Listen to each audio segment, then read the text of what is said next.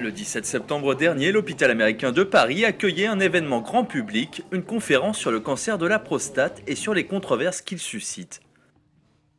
C'est un cancer qui tue, même si son évolution est très lente d'une façon générale.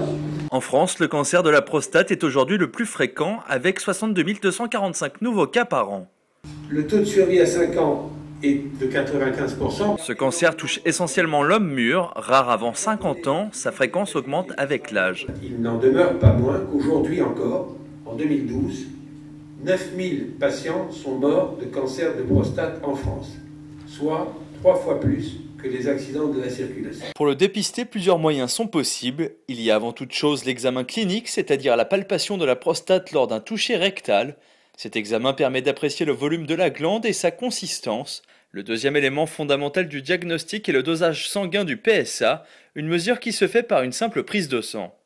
Le PSA est une substance fabriquée par la prostate et par la prostate seule, dont le taux augmente à chaque fois que la prostate est malade.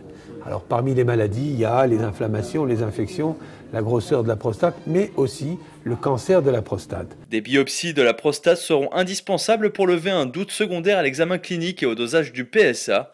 Les biopsies consistent à prélever de petits fragments du tissu prostatique pour les examiner au microscope.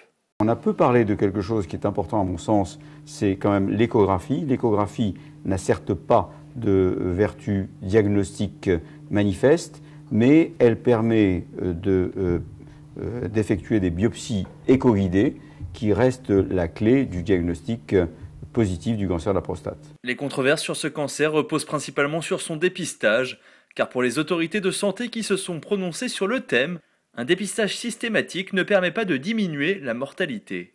Les urologues estiment qu'il faut faire un dépistage pour essayer de guérir au maximum les patients et de réduire la mortalité par cancer de prostate, qui reste assez considérable en France et dans les pays occidentaux. Les autorités de santé ont édicté des règles qui déconseillent ce dépistage et nous ne sommes pas forcément complètement d'accord avec elles. Le véritable problème est de mieux cadrer les indications des biopsies de manière d'abord à les effectuer à bon escient et d'avoir un rendement entre guillemets de positivité des biopsies relativement élevé. Plusieurs formes de traitement existent. Dans les cas à faible risque, l'abstention thérapeutique est envisagée à condition d'une surveillance étroite et régulière durant plusieurs années. Dans les cas plus agressifs, on a recours à la chirurgie qui consiste à retirer la totalité de la prostate. Il s'agit d'une prostatectomie totale. Elle est faite au mieux avec l'assistance d'un robot par laparoscopie qui permet de respecter au mieux les structures au contact de la prostate et d'espérer retrouver des érections, diminuer le risque de troubles de l'érection et diminuer aussi considérablement le risque d'incontinence post-opératoire.